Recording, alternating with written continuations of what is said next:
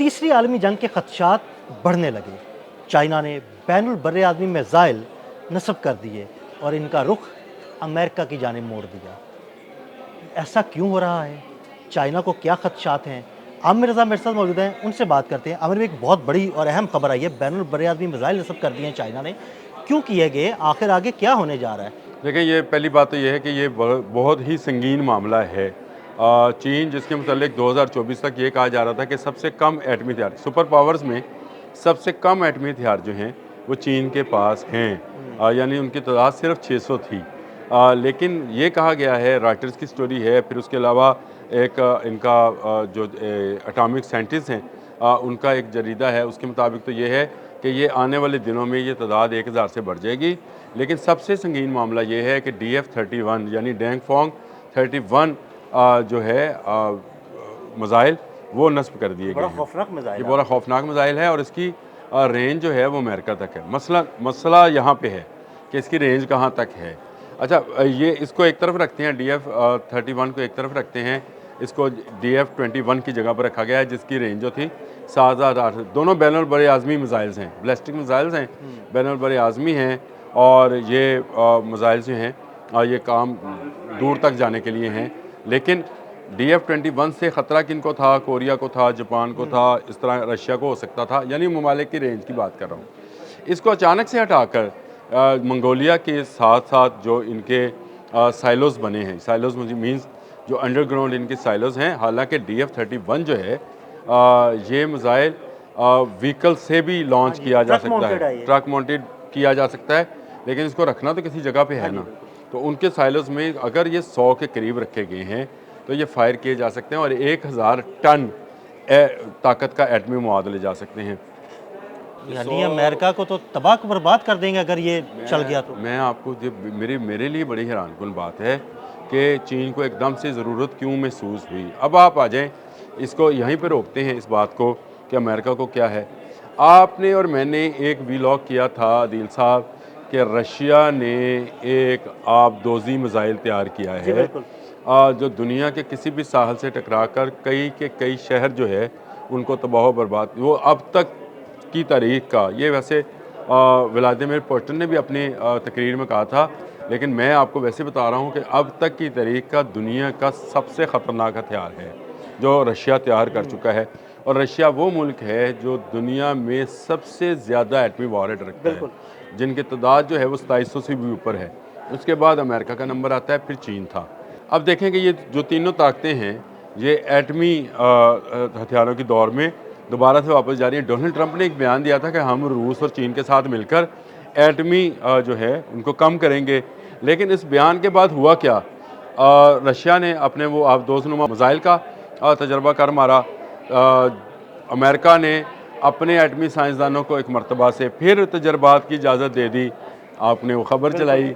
उसके बाद आप चीन की तरफ देख लें तो ये एक बड़ी आलमी जंग का पेशगोई हो सकता है। देखें, मैं ये समझता हूँ पेंटागन ने जो तशवीश का इजहार किया है, पेंटागन की रिपोर्ट भी इस पर आ गई है कि उन्होंने इस पर तशवीश का इजहार किया है कि चीन की बढ़ती हुई एटमी कुव्वत जो है दुनिया के लिए ख़तरा हो सकती है। असल में दुनिया के लिए नहीं, ख़तरा हो सकती है अमेरिका के लिए। अब ये रिपोर्ट कहाँ तक है, क्योंकि चीन ये कह रहा है कि वो एटमी अदम फलाह पे कारबंद है, वो नहीं चाहता है कि एटमी जंग हो, और चीन कभी भी नहीं चाहेगा। चीन तजारत की बात करता है, लेकिन मगरबी मीडिया, जैसे मैंने आपको राइटर्स का नाम लिया, जैसे मैंने आपको वो जो एटॉमिक साइंटिस्ट वाला बताया, और उसके बाद पेंटागन की रिपोर्ट है, तो ये सारी चीज़ें मिलकर ये बात साबित करना चाह रही हैं कि चीन जो है वो एक बड़ी एटमी कुव्वत बनने जा रहा है। ये फ़ायदा चीन को ही होगा, मैं ये बता दूं आपको, ये चाहे मगरबी मीडिया करे या अमेरिकन करें, फ़ायदा किसको होगा? जितनी चीन की दहशत होगी उतना ज़्यादा फ़ायदा चीन को होगा, क्योंकि जो छोटे ममालिक होते हैं वो बड़े मैग्नेट की तरफ खींचे चले आते हैं। तो बड़ा मैग्नेट आप किसको साबित करना चाह रहे हैं? आप चीन को साबित करना चाह रहे हैं। आप कह रहे हैं कि जी डोंग फोंग 31 के बाद उनका 41 भी अब ये 41 क्या है? ये उससे भी मुखलक है, उससे भी पावरफुल है।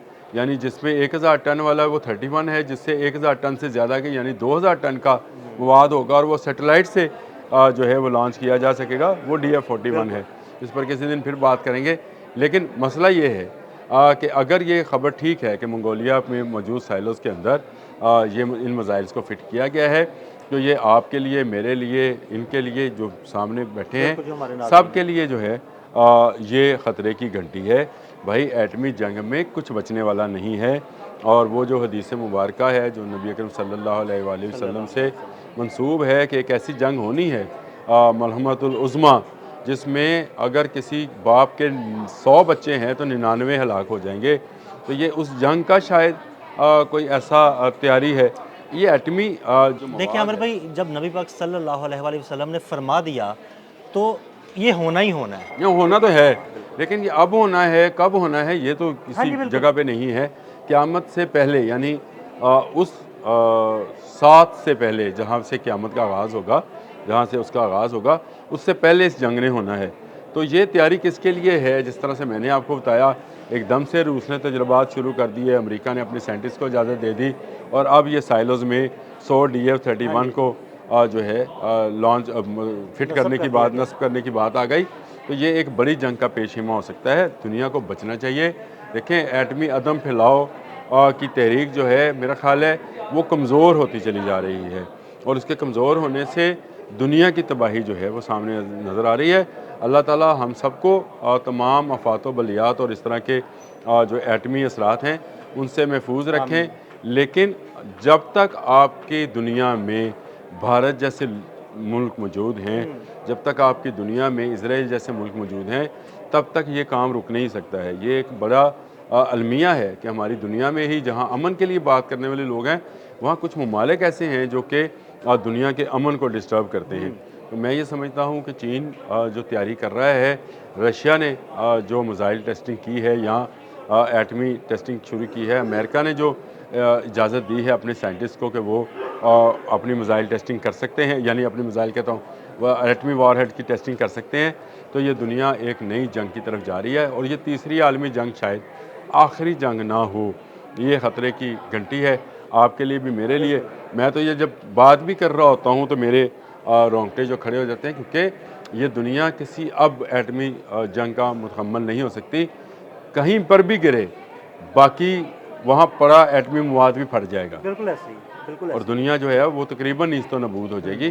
तो क्या ये ममालिक ये चाहते हैं हम अपने इस प्लेटफॉर्म के ज़रिए वो कि उर्दू में बात करते हैं, अंग्रेज़ी में नहीं करते हैं, चाइनीज़ में नहीं करते हैं, रशियन में नहीं करते हैं, लेकिन ट्रांसलेट हो जाती है, इवन हिंदी में भी ट्रांसलेट होकर हाँ जी, सामने आ बिल्कुल जाती है।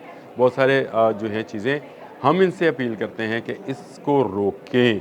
ये तीसरी आलमी जंग आई खड़ी कि आई खड़ी, अगर इसको टाला जा सकता है तो तमाम एटमी क़ुव्वतें मिल बैठें, सर जोड़ें और एटमी अदम फैलाव की तरफ जाएं, ताकि इस जंग को, होनी तो है जैसे आपने कहा कि ये तो अगर हदीस पाक में है तो होनी है। जितनी देर हम रोक सकते हैं इसको रोकें और इंसानियत की फ़लाह व बहबूद के लिए यही चीज़ें जो हैं उनको इस इंसानियत की फ़लाह व बहबूद के लिए इस्तेमाल करें, ना कि उसे तबाह व बर्बाद करने के लिए। बहुत शुक्रिया आमिर रज़ा जी। बिल्कुल, आमिर रज़ा ने बड़ी तफसील के साथ आपको इस सारे मामले के बारे में बताया। अदील अहमद और आमिर रज़ा को इजाज़त दीजिएगा। अल्लाह हाफ़िज़।